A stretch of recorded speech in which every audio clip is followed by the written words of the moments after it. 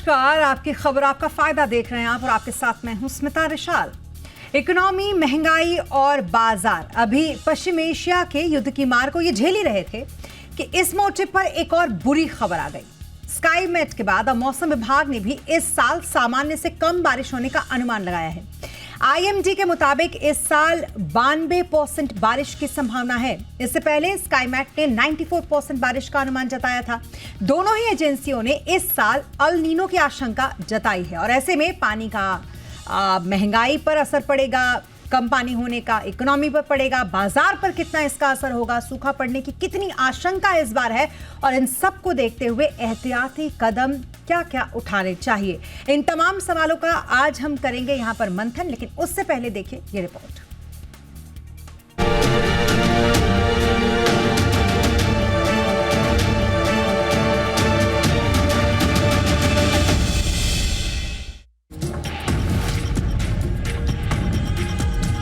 पश्चिम Asia के युद्ध से पहले ही इकोनॉमी, महंगाई और बाजार दबाव में है। अब कुदरत ने भी चिंता बढ़ा दी है।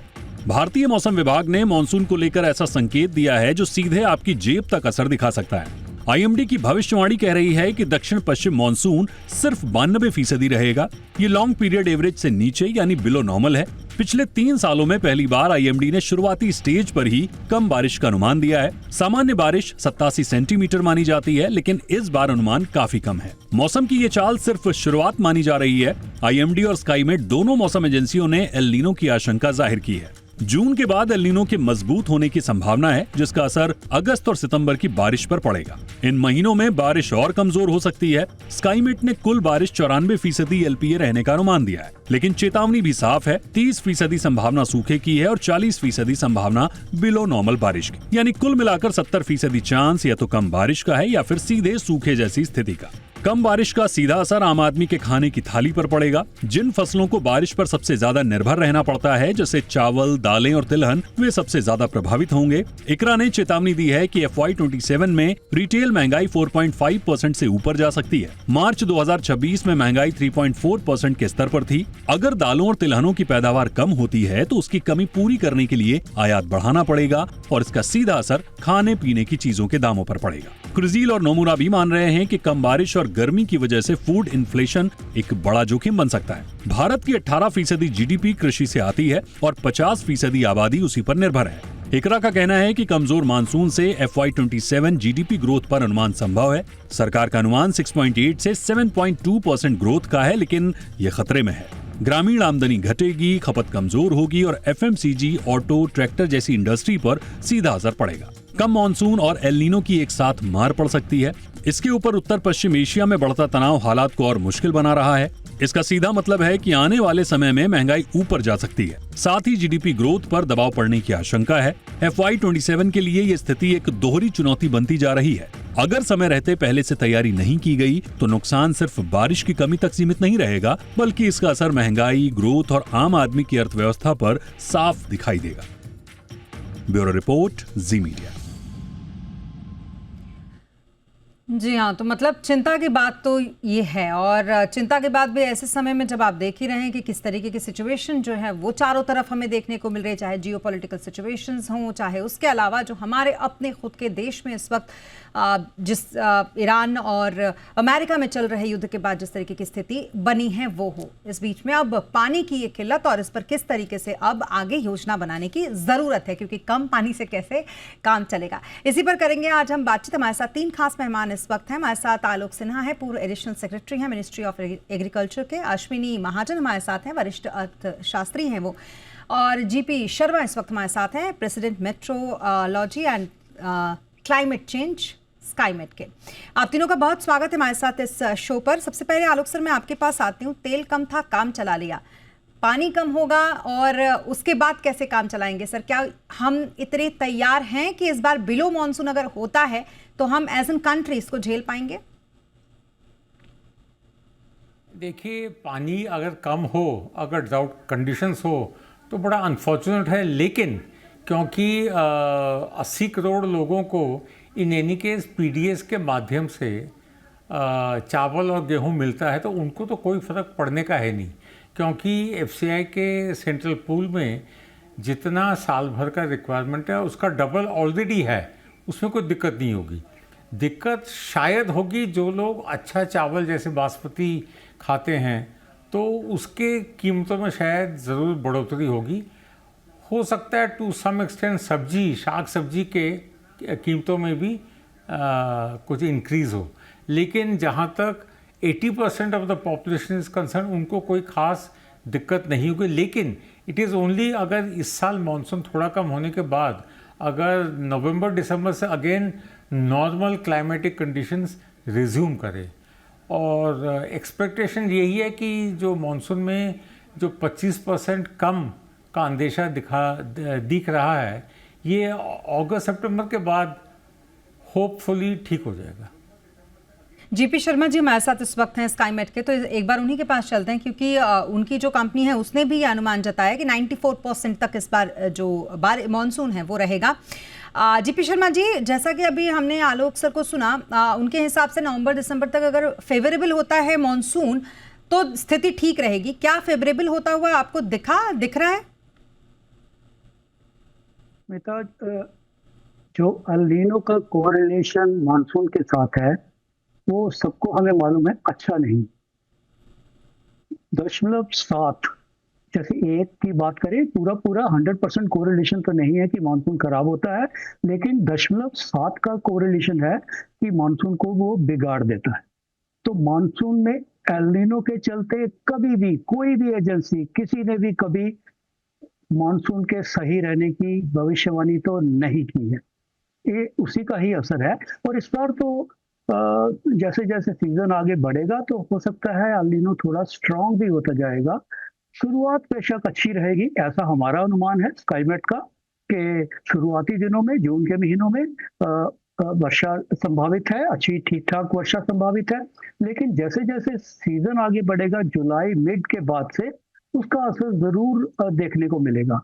हालांकि केवल एल नीनो ही एक फैक्टर नहीं है मॉनसून के लिए, हम ज्यादा उसमें वेटेज जरूर देते हैं उसको, लेकिन कुछ और भी फैक्टर है जिसको हम उतना ज्यादा संज्ञान नहीं लेते, और उसके चलते ऐसा फोरकास्ट है कि ये मॉनसून जो है बिलो नॉर्मल। हालांकि कोई, जैसे स्काईमेट में हमने 6% बिलो नॉर्मल दिया है, तो कोई बहुत ज्यादा कमी नहीं है। हाँ, अगर वर्षा उन दिनों में कम होती है जबकि when it is needed most, और उन एरिया में जो कि मानसून रेनफेड जोन है, तो फिर दिक्कत थोड़ी बढ़ जाती है। जी okay, Ashwini sir, below normal अगर मानसून का प्रेडिक्शन पहले से हो तो क्या ये सरकार और किसान दोनों के लिए एक चेतावनी होती है? ये चेतावनी तो है जैसे, लेकिन शर्मा जी ने बताया कि ये तकनीकी रूप से ये ज़्यादा अच्छा बता सकते हैं क्योंकि स्काईमेट से आए हैं। लेकिन एक बात मुझे समझ में आती है, इससे पहले भी एल नीनो इफेक्ट की बात हुई थी कुछ साल पहले, लेकिन मानसून लगभग सामान्य रहा था। इसलिए ये पूरी ऐसी आशंका नहीं है कि पूरी तरह से मानसून खराब होगा, लेकिन हाँ, इसके लिए तैयारी रखने की ज़रूरत है। जैसे आलोक जी ने बताया कि हमारे पास सफिशिएंट फूड ग्रेन्स का भंडार है, और जहाँ तक पब्लिक डिस्ट्रीब्यूशन सिस्टम है उसके लिए हमारे पास है साजो सामान, कोई दिक्कत नहीं है। लेकिन इसके अलावा ये बात सही है कि एक्सपोर्ट के लिए भी हमें कुछ समस्या आ सकती है, क्योंकि बड़े मात्रा में हम चावल का निर्यात करते हैं और लगभग $50 बिलियन से ज़्यादा हमारा खाद्य एक्सपोर्ट है।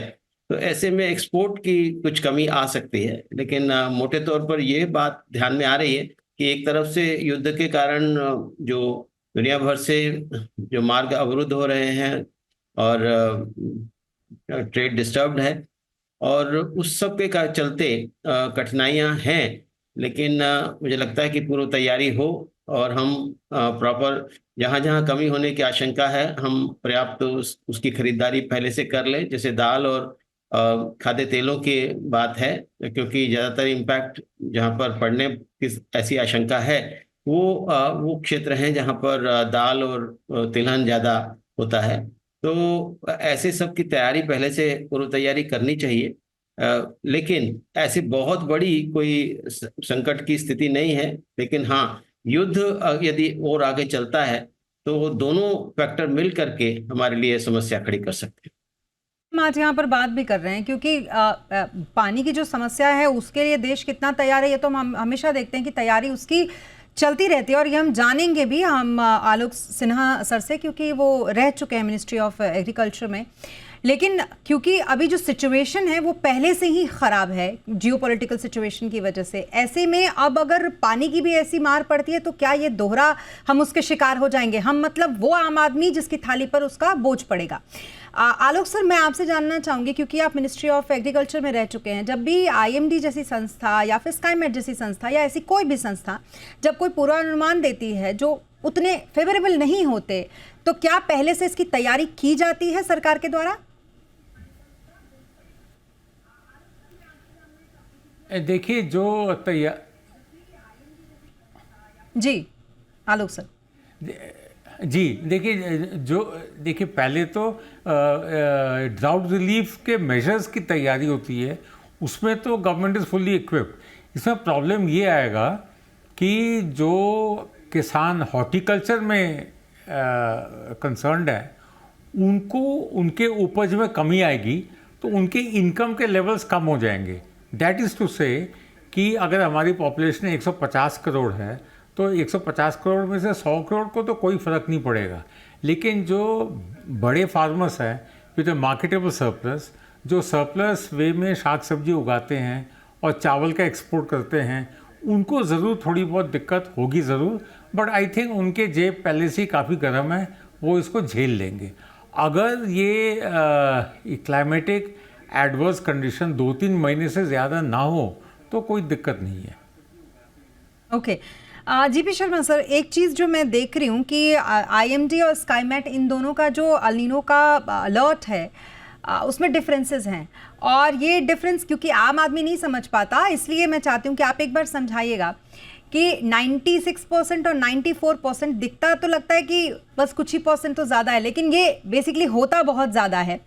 ये डिफरेंसेस क्यों हैं सर? मतलब आपके क्या मेजर्स रहते हैं जो आईएमडी से अलग होते हैं जब आप लोग अनुमान लगाते हैं अल नीनो का? तो जी, इसमें तो 2% का डिफरेंस है। 92 आईएमडी का है, 94 स्काईमेट का है। 2% कोई बहुत ज्यादा डिफरेंस मैं नहीं मानता कि इतना ज्यादा होता है। 2% का मतलब है 16 मिलीमीटर का रेनफॉल। जो कोर मानसून मंथ में उसमें 2 दिन का रेनफॉल, एक दिन में रेनफॉल 8-8.5 मिलीमीटर होता है, तो बहुत ज्यादा फर्क नहीं है। और उसका कारण अगर आप जानना चाहें ये है कि ये सभी जितनी फोरकास्ट है ज्यादातर मॉडल बेस्ड हैं, डिफरेंट। तो जो आईएमडी का मॉडल होगा, हमारा मॉडल होगा, उसमें फर्क तो होगा। दूसरा उसका कारण ये होता है कि जो भी मॉडल की पैरामीटराइजेशन होती है, मतलब पैरामीटराइजेशन स्कीम्स होती हैं, वो अलग अलग होती हैं, वो एक सबका एक जैसा नहीं होता है। तीसरी बात ये होती है कि ये सभी मॉडल जो हैं हम अलग अलग समय पे रन करते हैं उसके रिजल्ट के लिए। हो सकता है हमने 10 दिन पहले अगर रन किया है, आईएमडी ने हफ्ता बाद में किया है, इनिशियल कंडीशंस में फर्क पड़ता है। और जो भी इनिशियल कंडीशंस है सब कुछ उस पर ही डिपेंड करता है। अगर छोटा सा भी एरर किसी में आ जाता है एक बार, तो वो एरर बढ़ते रहने की संभावना होती है। तो 3 चीजें, एक तो मॉडल जो है अलग अलग होगा, पैरामीटराइजेशन स्कीम्स अलग होगी, तीसरा इनिशियल कंडीशंस अलग होगी। तो इन सब के चलते बिल्कुल सही अंदाज सभी एजेंसी का होना वो नेक्स्ट टू इम्पॉसिबल। आप इसमें ये समझिए कि कम से कम साइन तो वही है, जो बिलो नॉर्मल की रेंज है केवल 90 से लेके 95%, 6% की है। और उसके अंदर ही अंदर दोनों एजेंसियों का अनुमान है कि जो फोरकास्ट है वो बिलो नॉर्मल। ये बहुत, मैं तो कह रहा हूँ, बिल्कुल सटीक अंदाज है, सटीक अनुमान है।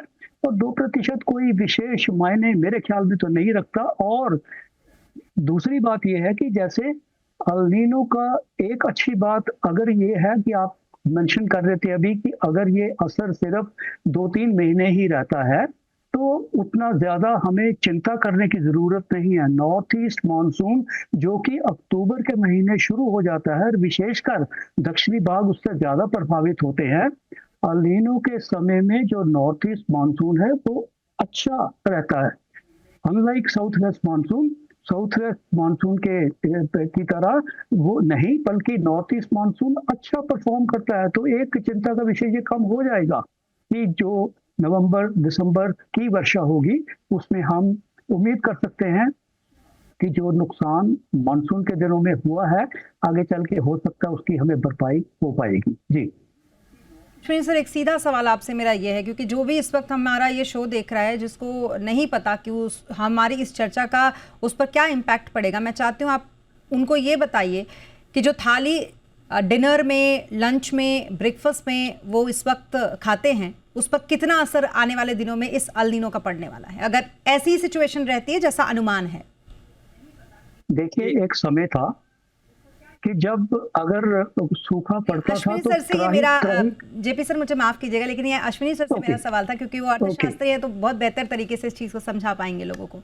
जी जी जी मुझे लगता है कि आम आदमी को दो हिस्सों में हम बांट सकते हैं। एक वो लोग हैं जिनको सरकार बहुत ही सस्ते दर पर या मुफ्त में भोजन देती है, और दूसरे वो लोग हैं जो खरीद करके करते हैं।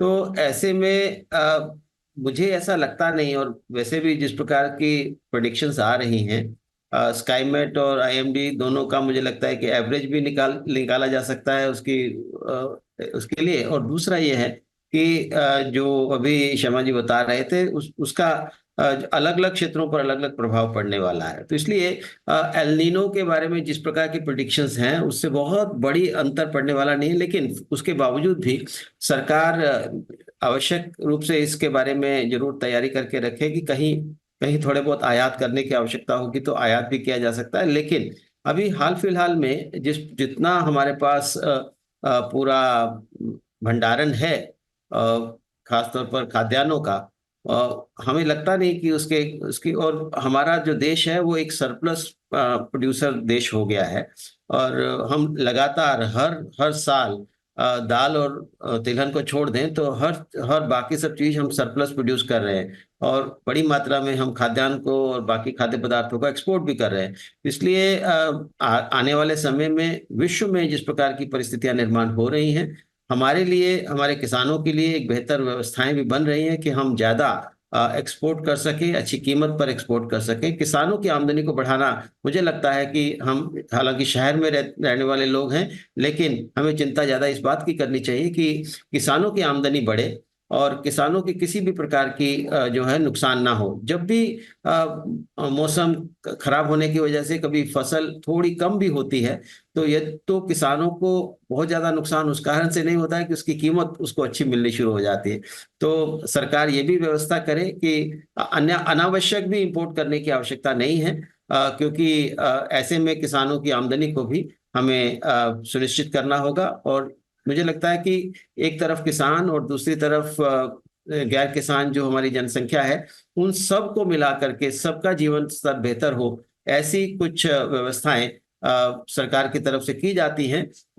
लेकिन एट द सेम टाइम हमें आम आदमी के लिए जो सामान है वो महंगा ना हो, इसके लिए सरकार को पूर्व तैयारी करनी चाहिए। बिल्कुल। दिक्कत पता है क्या है सर, भले ही हम सरप्लस में हों इस वक्त, भले ही आप जैसा बता रहे हैं और भगवान करे सब वैसा ही हो, दिक्कत हमारे देश में ये है जमाखोरी की। आपने अभी देखा होगा थोड़े दिनों के लिए गैस की किल्लत हुई, एक आदमी जो प्रिविलेज है, जैसा कि आप बता रहे हैं कि दो तरीके के लोग यहाँ पर हैं, तो जो प्रिविलेज है ना वो इसको सबसे ज्यादा इसका फायदा उठाता है।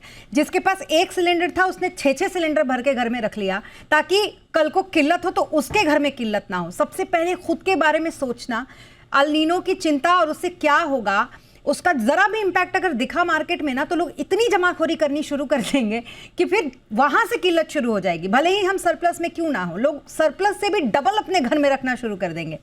ये सही है कि टेंडेंसी है इस प्रकार की, लेकिन हमारे देश में पिछले 20-25 सालों से खासतौर पर खाद्य वस्तुओं की इस प्रकार की जो जमाखोरी अभी रुक गई है, क्योंकि लोगों को पता है कि ज्यादा जमाखोरी करने से उनको कोई लाभ होने वाला नहीं है, क्योंकि सरकार हर जगह इंटरवीन करती है। खासतौर पर आपने देखा होगा, चाहे प्याज और टमाटर तक की जो कीमतों को स्थिर रखने के लिए सरकार तुरंत कहीं ना कहीं इंटरवेंशन करती है। इसलिए जहां जागरूकता है सरकार की वहां कोई दिक्कत नहीं है। ये जो अभी सिलेंडर की जो समस्या आई वो अंतर्राष्ट्रीय समस्या थी, कहीं रुक गया मामला तो इसलिए, लेकिन उसको भी दुरुस्त किया गया है ऐसा लगता है। और काफ़ी हद तक उसको स्ट्रीमलाइन करने की कोशिश हो रही है, लेकिन जो अंतर्राष्ट्रीय स्थितियां बनी हुई हैं उसको तो आप ज़्यादा अपने स्तर पर कुछ करने की नहीं है। लेकिन सरकार का काम केवल इस ऐसी स्थितियों में मैनेजमेंट करने का होता है, और सरकार जरूर उस काम को करेगी, ऐसा हमें लगता है। बिल्कुल। लेकिन क्योंकि अब भारत के जीडीपी में 18% अगर कृषि का हिस्सेदारी हो, तो ऐसे में चिंता की बात तो होती है। अश्विनी सर, आलोक सर, आपसे ब्रेक से पे आने के बाद हम ये जानेंगे कि किस तरीके का इम्पैक्ट भारत के इस पूरी ग्रोथ स्टोरी में, कहने के लिए बहुत बड़ी बात है लेकिन ये सच में इम्पैक्ट तो दिखाएगा। अगर सच में जो प्रेडिक्शंस हैं वो रियल अगर हो जाते हैं, तो ये आपसे ब्रेक के बाद समझेंगे कि भारत की ग्रोथ स्टोरी में किस तरीके का असर पड़ेगा। रुकेंगे एक छोटे से ब्रेक के लिए, जल्द होंगे हाजिर।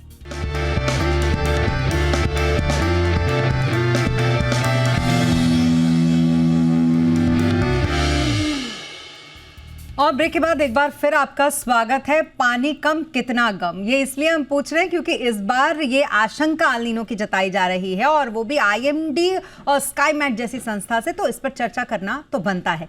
चलते हैं आलोक सिन्हा के पास, जो कि पूर्व एडिशनल सेक्रेटरी रह चुके हैं मिनिस्ट्री ऑफ एग्रीकल्चर में। सर, मुझे एक बात बताइए, क्या जब ऐसी सिचुएशंस होती हैं, खास करके सूखा जैसी जब स्थिति होती है, तो भारत की जीडीपी पे भी अच्छा खासा डेंट पड़ता है इससे? देखिए, इंडिया में पिछले कई दशकों से बहुत बड़े संख्या में, बड़े स्केल में सूखा नहीं पड़ा है। लास्ट जो पड़ा था वो 1967 में पड़ा था। अगर इस साल वाकई अगर सूखा इतना पड़ जाए कि लगभग 15% हॉर्टिकल्चरल और एग्रीकल्चरल आउटपुट में कमी हो, तो अवश्य ही वो फार्मर्स जिनके पास मार्केटेबल सरप्लस है और जो उसको बेचते हैं, उनके ऊपर ज़रूर असर पड़ेगा। और उनके ऊपर अगर पड़ेगा तो जीडीपी में आई एम श्योर अनफॉर्चुनेटली कुछ ना कुछ असर तो पड़ेगा ही। उसका रिपल इफेक्ट भी होगा, क्योंकि उसमें रोज़गार के जो चांसेस हैं उसमें भी कमी आएगी। लेकिन आई थिंक उसको इंडिया झेल लेगी, क्योंकि अब हमारा कंट्री के जो एक्टिविटीज़ हैं उसका स्पैन इतना ज़्यादा है कि अगर 2 महीने का अगर थोड़ा बहुत पानी की कमी हो, उसको झेल लिया जाएगा।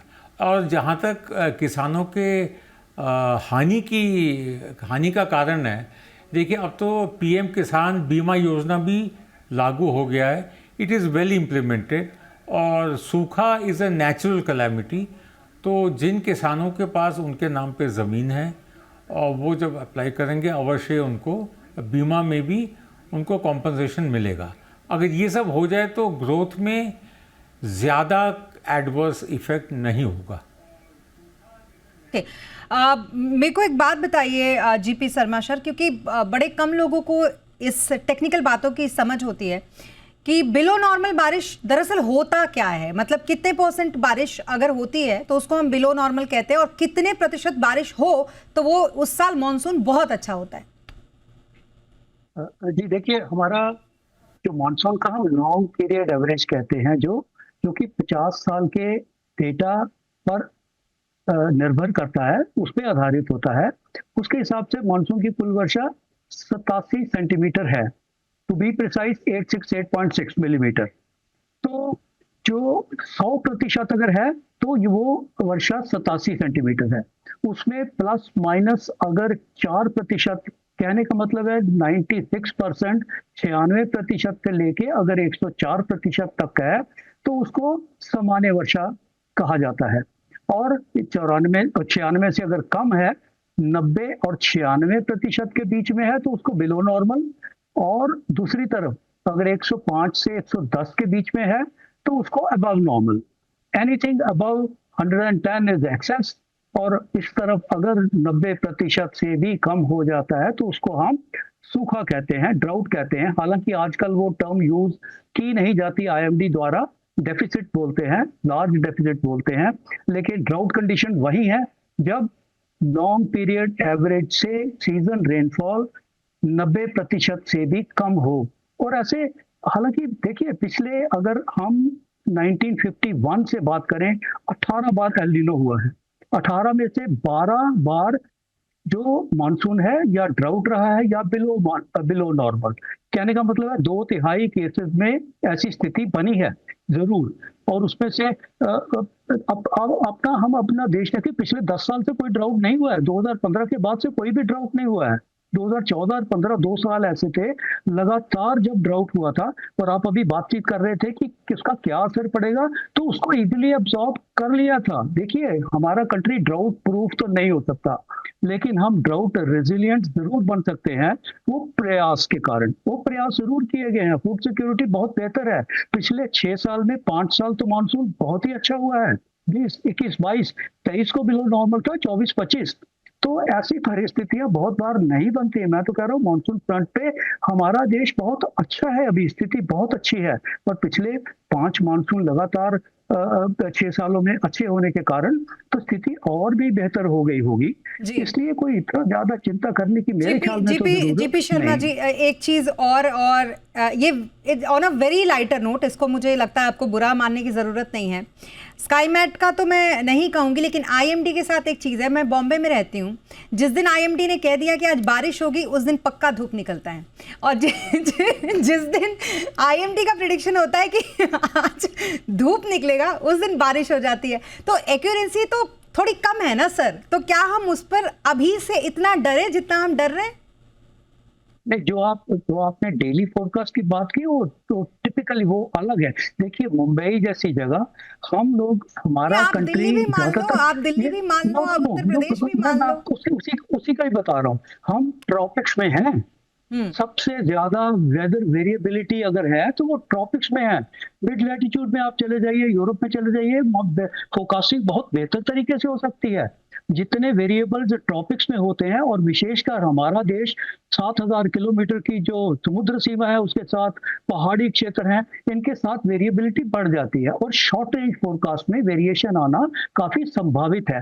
हालांकि अगर आप बात करें पिछले कुछ दशकों की, तो उससे बहुत बेहतर हो गई है स्थिति। अब तो आजकल तो जो शॉर्ट रेंज फोरकास्टिंग है, वो तो बिल्कुल पॉसिबल है। वेदर रडार के चलते 6-8 घंटे की मौसम की बात करें तो वो जरूर, हाँ, पिछले दिन से अगले दिन की फोरकास्ट जैसा आपने कहा, हालांकि उसमें भी ऐसी स्थिति तो नहीं बननी चाहिए कि फोरकास्ट रेन का है और उसके चलते धूप निकल जाए। ऐसा तो आजकल नहीं होना चाहिए। सर, पिछले साल तक तो इसी तरीके से सिचुएशन रही, और हम भी चाहते हैं कि आईएमडी जिस दिन कहे कि, और इस पे तो कई मीम भी बनते हैं कि आईएमडी ने आज बारिश बोला था तो ऑफिस जाना चाहिए क्योंकि पक्का धूप निकलेगी। और ये मैंने आपसे कहा था कि ये बुरा मानने वाली बात नहीं, ऐसा अक्सर होता है, जैसा आपने बताया, हो सकता है वही वाली रीजन होगी। लेकिन हाँ, ये चिंता की बात है, और इसीलिए आज हमने इस पर बातचीत भी की। Thank you so much Alok sir हमारे साथ इस शो पर जुड़ने के लिए, Ashwini sir thank you so much हमारे साथ इस शो पर जुड़ने के लिए, और JP Sharma sir thank you so much हमारे साथ इस शो पर जुड़ने के लिए। तो पानी कम तो है जैसा कि प्रेडिक्शन है, लेकिन इसका कितना गम होगा ये आने दीजिए उस मौसम को, तब पता चलेगा। क्योंकि फिलहाल प्रेडिक्शन है, इस प्रेडिक्शन में कितना जो अल नीनो है उसका इफेक्ट होता है, ये देखना भी जरूरी है। तैयारी सरकार की तरफ से पूरी है, जैसा हमें बातचीत से पता चला। इसी के साथ हमारे इस शो में अभी के लिए बस इतना ही। आप बने रहें जी बिजनेस के साथ। नमस्कार।